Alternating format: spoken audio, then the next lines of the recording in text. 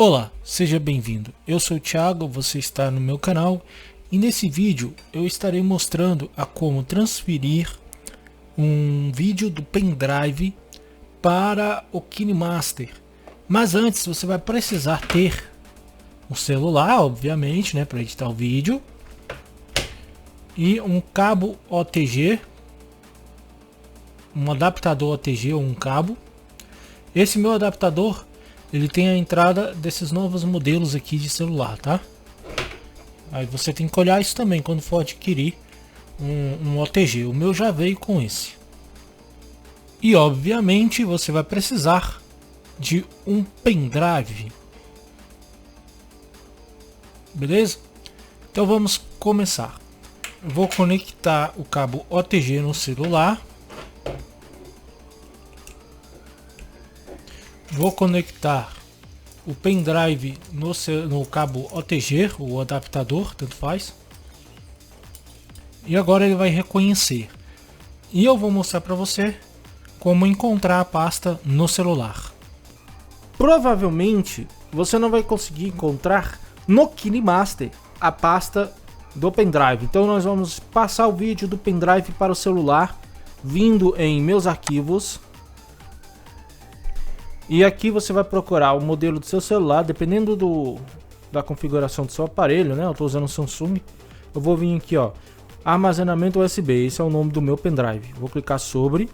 E aqui eu vou procurar o meu vídeo que se chama-se teste. É esse daqui, ó, vídeo teste. Vou segurar por alguns segundos o dedo em cima, tá? Até ele aparecer algumas opções.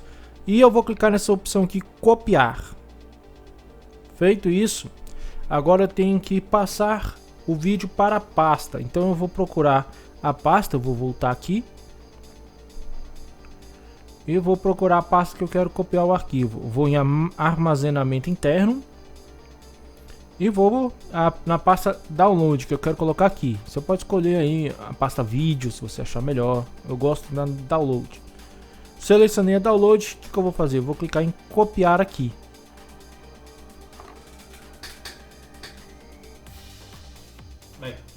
Selecionei download, copiar aqui, pronto, movi para cá. Agora eu abro o KineMaster. E aqui vai ter as pastas.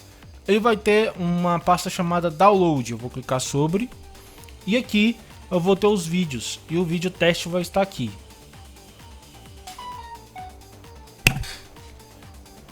E o meu vídeo teste é esse. Vou selecionar. Pronto, adicionei ao projeto, confirmo.